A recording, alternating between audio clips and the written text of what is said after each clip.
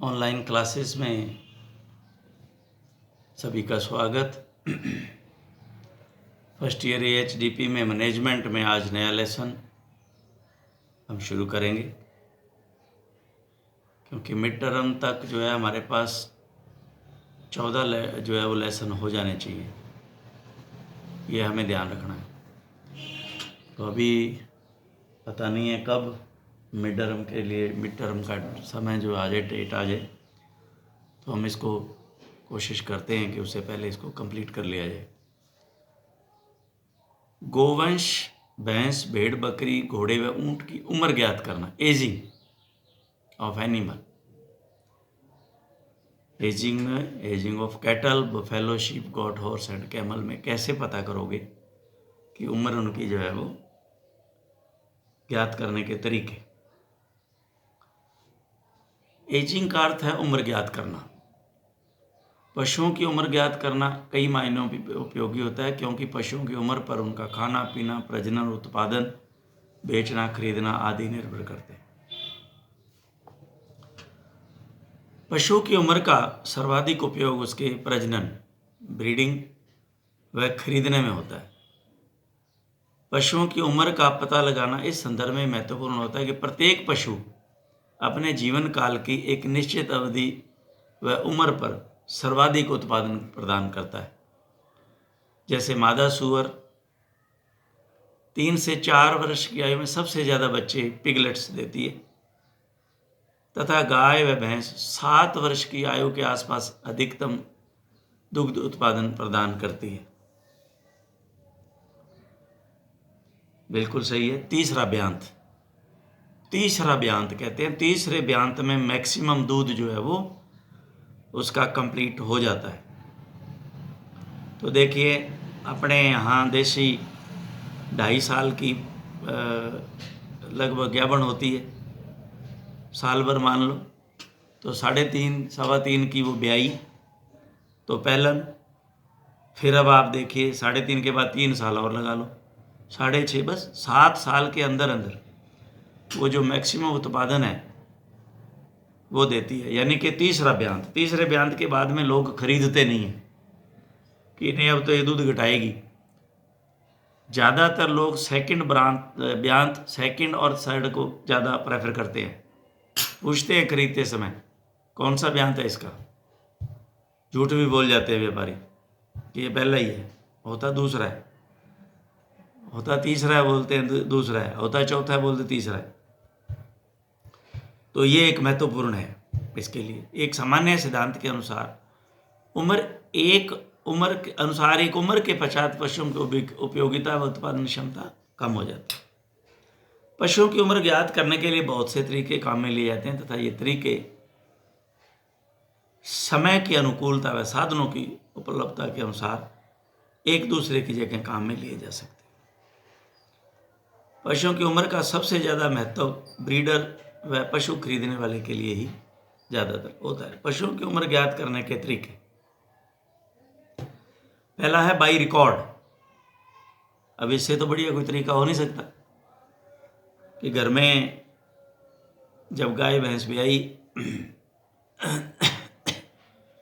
घर की बच्ची या पाडी पाली हुई थी, तो अब आपको पता है कितनी उम्र में वो गाभण हुई, कब वो ब्याई, अब दूसरी बार कौन सा ब्यांत है, तीसरी बार कौन सा ब्यांत है, कितनी उम्र होगी इसकी।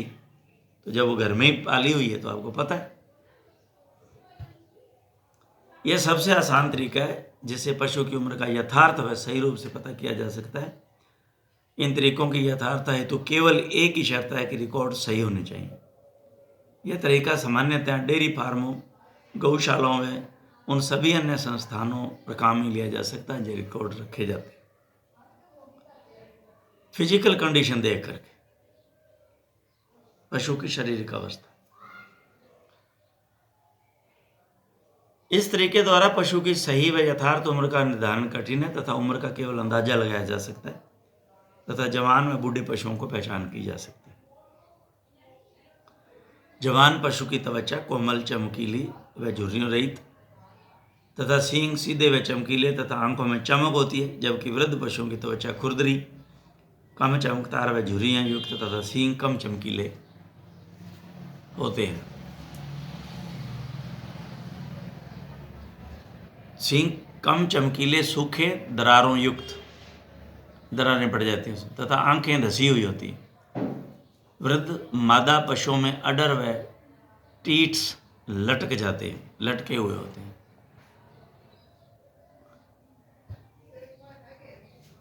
अपवाद: जवान पशु जिन्हें अच्छा पोषण नहीं मिले या जो बीमार हों वे वृद्ध दिखाई देते हैं। बूढ़े पशु जिनका अच्छा पालन पोषण किया गया हो वही अपेक्षाकृत जवान दिखाई देते हैं।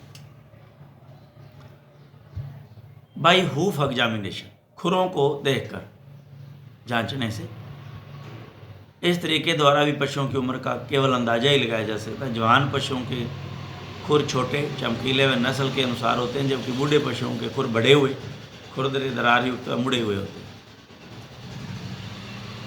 पशु को जवान बताकर बेचने वाले व्यक्ति खुरों पर तेल रगड़कर उन्हें नयापन प्रदान करने का गलत काम, माल प्रैक्टिस भी करते हैं। बाई हॉर्न रिंग, जो सींग होता है उसके ऊपर यूं घुमावदार रिंग, कितने छल्ले बने हुए, ये सींग है, इसके ऊपर छल्ले बनते हैं, गोल, बताएंगे आपको।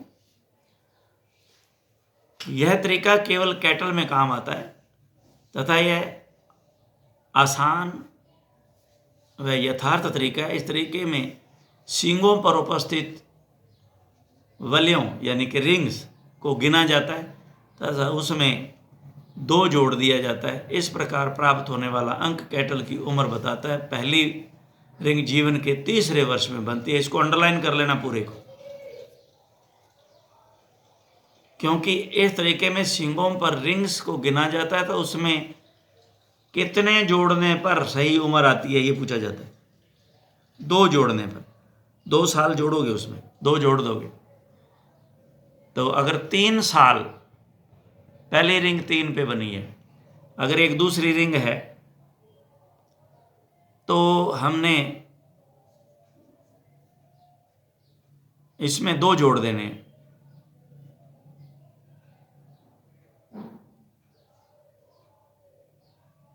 तीसरे में बनी है, लिखा हुआ है कैटल की उम्र सींगों पर वलियों की संख्या +2 करके उसको वर्ष जो है हम काउंट कर लेंगे।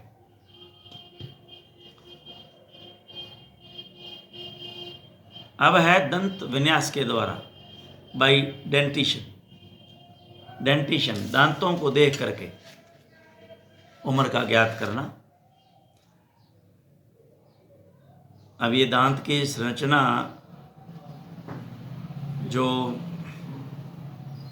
मेडिकल के स्टूडेंट्स हैं वो तो अब इसके बारे में पूरे इसकी नॉलेज रखते हैं, लेकिन बायोलॉजी वाले स्टूडेंट्स को थोड़ा प्रॉब्लम आएगी। वो भी इसको अच्छी तरह से देखें लें, याद करें इस डायग्राम को। इसमें ये जो गम है, देखिए यहाँ दे रखा है, ये गम जिनके अंदर ये दांत देखिए फिट है, ये गम नजर आता है, मसूड़ा, ये है ऊपर जो दांत, ये ऊपर नजर आता है गम के बाहर, ये देखिए ये गम है, इसके बाहर जो दांत नजर आता है वो क्राउन कहलाता है, पोर्शन। और उसके ऊपर जो हार्ड मटेरियल चढ़ा होता है, हार्ड, वो एनेमल कहलाता है। हार्ड होता है बहुत ज़्यादा, इसको एनेमल कहते हैं। ये देखिए दे रखा है इसके अंदर डायग्राम, आप देख देख के इसको देखें। गम जितना दांत अंदर है मसूड़े के, ये जो गम है मसूड़ा कहते हैं ना, और दांत जो ऊपर आ गया उसको क्राउन कहेंगे, जो नजर आता है। उसके ऊपर भी जो हार्ड पार्ट है उसको एनेमल कहते हैं, और जो अंदर सीमेंट जैसा पार्ट है उसको डेंटिन कहते हैं। अंदर ये शो कर रखा है इसने। इसके बाद में ये इन्होंने दिया है कि इसका नेक, ये जो गम से स्टार्ट जहाँ से होता है यहाँ इसका नेक हुआ। अंदर जो है बिल्कुल जिसके अंदर नर्व्स और वेन, आर्टरी रहती है, क्योंकि इसको ब्लड सप्लाई तो चाहिए ना, तभी जिंदा रहेगा दांत। ये जहाँ से सप्लाई होती है, देखिए नीचे दे रखा है नर्व, और ये रूट ऑफ कैनाल, ये कैनाल बनी हुई है एक नीचे से, इसके अंदर नर्व, आर्टरी, वेन, ये सारी सारी तालमेल में चल रही हैं ये। और ये इसके अंदर, और ये जो जिसके अंदर ये सारी हैं, इसको पल्प कैविटी कहते हैं। पल्प कैविटी, ये पल्प कैविटी है। और जो ये जो गम है, मसूड़े का खड्डा यूं बना है ना, ये इसके अंदर दांत फिट हुआ है। ये जो खड्डा बना हुआ है मसूड़े से, इसको एल्वियोलस कहते हैं। एल्वियोलस, इसके अंदर फिट है ये दांत, इसको एल्वियोलस कहते हैं। तो यहाँ इन्होंने एल्वियोलर प्रोसेस, जहाँ से दांत अंदर है और बाहर से उसको पकड़ना चालू किया उसने, एल्वियोलस ने। तो एल्वियोलर प्रोसेस जहाँ से शुरू हुआ, दांत को पकड़ा जहाँ से, ये एल्वियोलर प्रोसेस है। पल्प कैविटी, गम, डेंटिन, एनेमल, क्राउन, नेक, रूट। दांत का ये जहाँ गम से बाहर आना शुरू हुआ ये नेक है। बाकी ये जो नीचे है उसके अंदर जहाँ से एल्वियोलर प्रोसेस है शुरू हो रहा है, देखिए उससे नीचे, ये रूट कहलाता है, ये रूट है। अब इसके अंदर पेरिडोंटल मेम्ब्रेन, पेरियोडोंटल मेम्ब्रेन, जो नीचे हार्डनेस देती है इसको, दांत को, जो मेम्ब्रेन बनती है, हार्डनेस, नीचे भी तो हार्ड होता है ना ये, उसको कहते हैं पेरियोडोंटल मेम्ब्रेन। पेरी का मतलब ऊपर, दांत के ऊपर, पेरियोडोंटल मेम्ब्रेन। तो ये सारे के सारे नाम, आप इसको बायोलॉजी वालों के लिए तो ये सिंपल है, पढ़ा हुआ है, लेकिन एग्रीकल्चर वाले एक बार इसको अच्छी तरह से ध्यान से समझ लें। और ट्राई करता हूँ डायग्राम को, शायद उस पर बड़े रूप में मैं इसको बनवाता हूँ, फिर एक बार और चर्चा कर लेंगे। यहीं आपको दिखा देंगे या ब्लैक बोर्ड पे एक बार समझा देंगे। पशुओं की उम्र का निर्धारण उनके दांतों के आधार पर एक सीमा में ही किया जा सकता है तथा यह अनुभव के साथ आसानी से किया जा सकता है। दांत 4 प्रकार के हैं, पड़े हैं, इंसाइजर है, कैनाइन है, प्रीमोलर है और मोलर है। ये जाड़े हैं, पीछे के दांत हैं जो है प्रीमोलर, मोलर, कैनाइन, इंसाइजर आगे जो काटते हैं, साइडों में जो इंसाइजर, ये आपको पता है। दांतों को उनके गिरने के आधार पर 2 प्रकार में बांटा गया, 2 भागों में, 2 प्रकार हैं, भाग नहीं। अस्थायी दांत, टेम्परेरी मिल्क, और डेसिडियस टीथ, डेसिडियस टीथ, ये याद करें। प्रीमेंटल टूथ, स्थायी दांत, परमानेंट, परमानेंट और टेम्परेरी 2 हुए।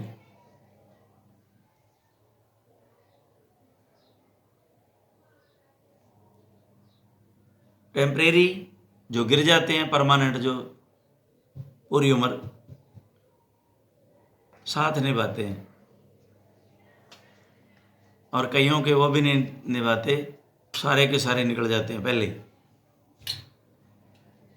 तो अस्थायी और स्थायी दांतों में अंतर, इसे याद कर लेना, कई बार पूछ लेते हैं। पूर्ण वृद्धि करने के पश्चात गिर जाते हैं, वह उनकी जगह स्थायी दांत आते हैं, अस्थायी।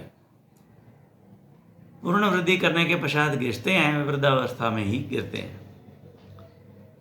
अस्थायी आकार में छोटे व त्रिकोणाकार होते हैं, आकार में बड़े में आयताकार हो जाते हैं, सफ़ेद रंग के होते हैं। बड़े जो हैं वो पीलापन ले लेते हैं क्योंकि बाद में आते हैं। दूध वाले हैं इसलिए सफ़ेद ही होंगे। मसूड़े इन दांतों के आधार के ऊपर तक होते हैं, मसूड़े इन दांतों के आधार तक ही होते हैं। दांतों के आधारों के बीच रिक्त स्थान होता है, दांतों के आधारों के बीच कोई रिक्त स्थान नहीं होता। दांतों के आधार पर उम्र का निर्धारण अस्थायी व स्थायी दांतों, खासकर इंसाइजर या फ्रंट टीथ, सामने वाले दांत के मसूड़ों से निकलने, इरप्शन, बाहर आने या कट व उनके घिस जाने की मात्रा, डिग्री, वियरिंग के आधार पर किया जाता है। अधिकांशतः निचले जबड़े के दांतों को ही काम में लिया जाता है। पर आवश्यकता अनुसार ऊपरी जबड़े के दांतों को भी काम में ले लेते हैं। शब्दावलियां हमें जरूर पता होना चाहिए। दांतों से संबंधित शब्दावलियां, अब इनमें से भी पूछ लेते हैं कई बार।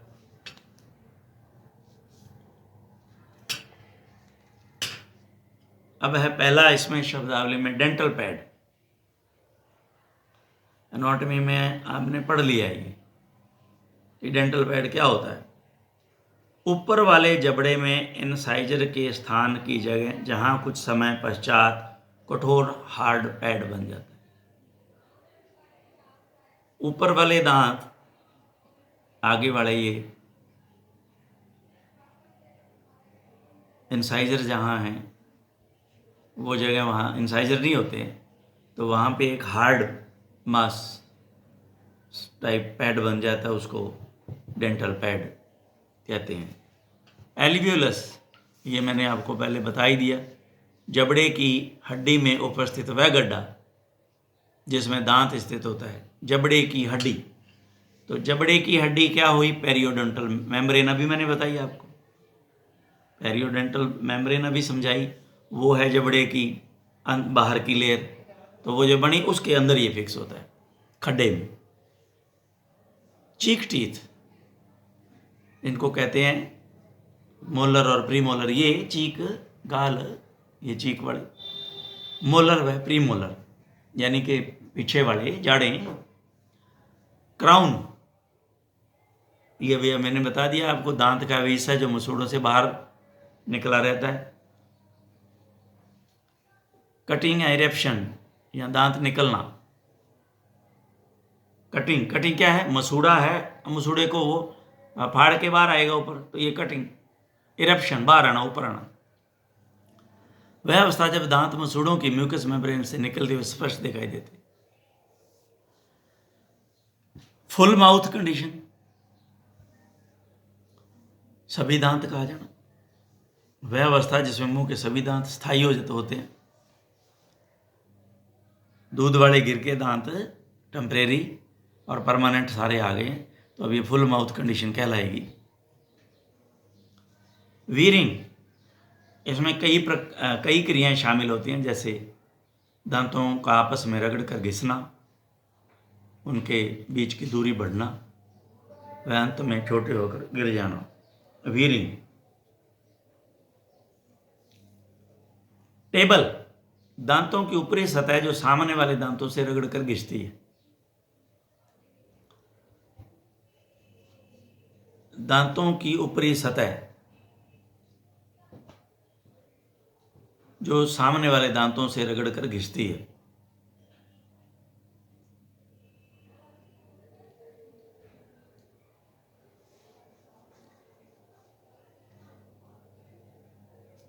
इसमें ऊपरी सतह, अब ऊपरी सतह में ये भी टेबल, ये तो जचती नहीं बात। ऊपरी सतह, इसको थोड़ा क्लियर और करूंगा मैं, क्योंकि वह गड्ढा जो दांतों की टेबल पर बना है। ओके, दांतों की ऊपरी सतह, ऊपरी सतह तो ये हुई, और यहां से ऊपर वालों से दांतों के ऊपरी सतह सामने वाले दांतों से रगड़ कर घिसती है।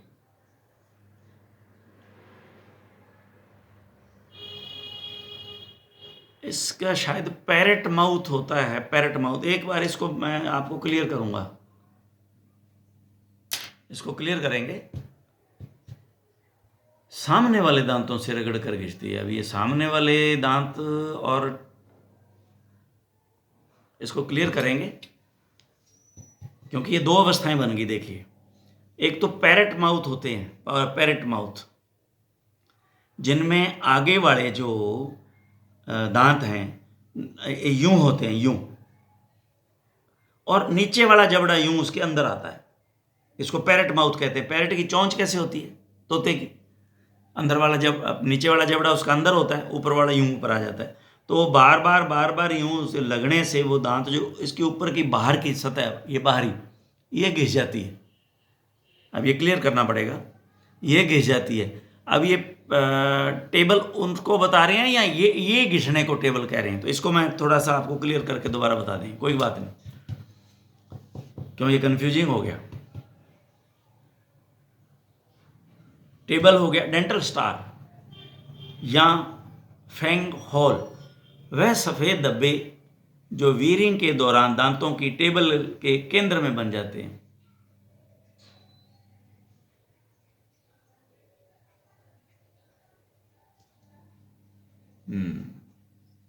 वीरिंग के दौरान दांतों के टेबल के केंद्र, अब ये टेबल को क्लियर करना पड़ेगा। 3 वर्ड इससे जुड़ गए। एक तो अंदर खड्डा हो जाता है, यूं सामने कीड़ा लग जाता है कहते हैं। एक तो ये कहना चाह रहा है, ये दोनों बातें क्लियर करूंगा मैं आपको। एक तो ये बात है कि जैसे हमारे यहाँ दांत है और दांत के अंदर क्या होता है, खड्डा बन गया, सफ़ेद धब्बा सा बन गया। एक जो है पैरेट माउथ होता है, उसके आगे जो है वो सफ़ेद जो घिसने के कारण दांत के अंदर यूं बीच में लकीरें पड़ जाती हैं। तो इन दोनों में से क्लियर करेंगे, दोनों में से कौन सा ये सही है। इनफंडिबुलम, ये 3 एक ही शब्द आ गए हैं वहाँ पर। वह गड्ढा जो दांतों की टेबल पर पाया जाता है, ये फिर अगेन, अब ये इनफंडिबुलम, वह गड्ढा जो दांतों की टेबल पर पाया जाता है। ये 3 शब्द हैं, infundibulum, fang hole and table. तो इन तीनों को एक ही शब्द के अंदर क्लियर हो जाएगा, ये इसको कर लेते हैं। अब इसमें आता है ब्रोकन माउथ कंडीशन, ये इसको लेक्चर से नेक्स्ट पहले इसको क्लियर करेंगे। Broken mouth condition, broken mouth यानी कि वह अवस्था जब एक या एक से अधिक स्थायी दांत गिर जाते हैं। स्थायी दांत, ये ध्यान रखें, ब्रोकन माउथ कंडीशन। एज्ड, बड़े जानवरों में सामान्यतः 8 वर्ष के पश्चात की, वह छोटे जानवरों में 5 वर्ष के पश्चात की अवस्था। अंडरलाइन कर लेना इसको, ये टेबल को भी अंडरलाइन कर लेना भैया, वेरी इंपॉर्टेंट है ये। उसमें क्राउन और डेंटल पैड, डेंटल पैड तो पूछा ही जाएगा, एनाटॉमी में भी काम आएगा आपके। अब आता है ग्यूमर, वह पशु जिसके सभी दांत गिर जाते हैं, खाली मुंह। डेंटल फार्मूला यानी कि डेंटिशन,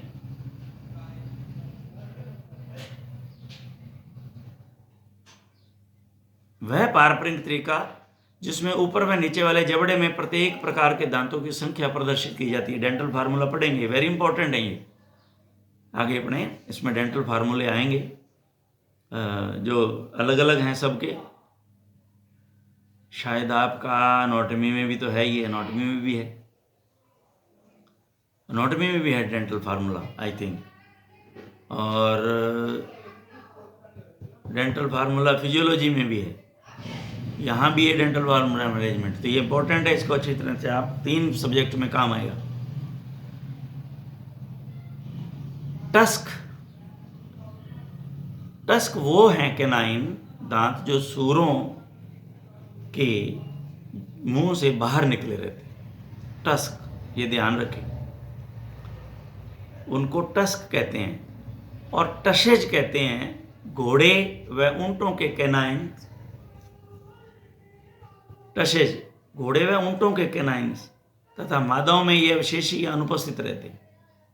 अंडरलाइन कर लेना इसको, ऊपर टस्क ये अंडरलाइन करो, ये टशेज अंडरलाइन करो, और थर्ड फिर करो इसका अंडरलाइन, वुल्फ टूथ, छोटा अवशेषी दांत जो प्रथम प्रीमोलर के स्थान पर होता है।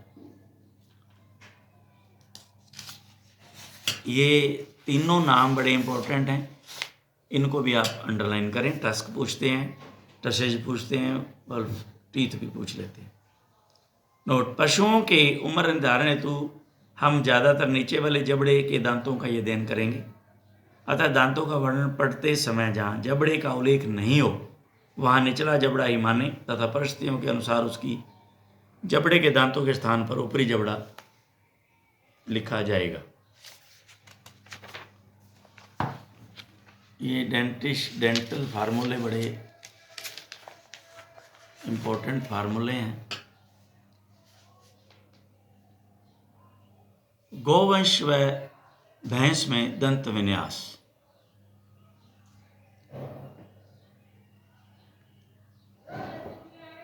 तो इसके आधार पर हम उम्र निर्धारण करते हैं। गाय व भैंसों का डेंटिशन फार्मूला।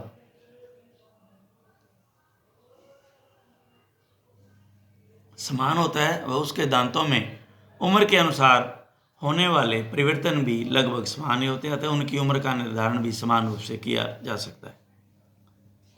तो बस हम इसे एक को ही आज पढ़ेंगे। अस्थाई में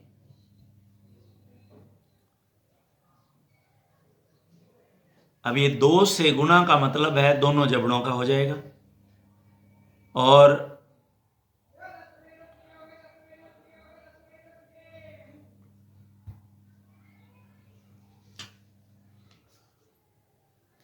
तो ये देखिए स्थाई और अस्थाई दोनों फार्मूले इन्होंने दे रखे हैं। पहला देखिए, इनसाइजर में ऊपर 0/4 लिखा है, तो ऊपर 0 होता ही नहीं, नीचे 4 होते हैं। कैनाइन में देखिए 0 है ही नहीं, खाली जगह होती है। और प्री मोलर में 3 और मोलर में 0 होता है, तो ये टोटल 20 होते हैं अस्थाई। अब स्थाई में इनसाइजर में और कैनाइन में 0 ऊपर तो होगा, नीचे 4 0 हो गया। प्री मोलर में 3 और मोलर 3, तो ये 32 हो गए। तो ऊपर ये 6 हैं, 6 से 2 को करो 12 हो गए, और नीचे हमारे पास 6 और 4 10 हैं, 10 दूनी 20, 20 और 12 32। ये कैलकुलेशन हो गया इनका। और जो डेसिडुअस, देखिए आप पीछे पढ़े के आए हो, ऊपर जो डी लगा रखा है ये डेसिडुअस इनसाइजर, यानी कि दूध के दांत। DI, ऊपर DI है, deciduous. Deciduous incisor, deciduous canine, deciduous premolar और डेसिडुअस मोलर। तो ये इनको इस तरह से क्रमबद्ध इन्होंने किया है। तो अब ये दांतों की स्थिति, अगर 2 अस्थाई सेंट्रल इनसाइजर इरेप्टेड हैं, आए, वह अन्य अस्थाई इनसाइजर भी 3 जोड़ी अस्थाई चीक टीथ के साथ इरेप्शन की स्थिति में है, तो ये जन्म के समय होते हैं। आयु सभी 4 जोड़ी, चलो इसको बाद में हम देख लेंगे, ये लंबा है प्रोसेस, अच्छी तरह समझना पड़ेगा इसको। ये इन्होंने आयु बता रखी है और ये बड़ा महत्वपूर्ण है। ये थोड़ा टाइम लेगा, इसलिए हम इसको आज इसी को यहीं जो है वो लेक्चर को समाप्त करेंगे। दांतों की स्थिति हम आगे पढ़ लेंगे। Thank you very much.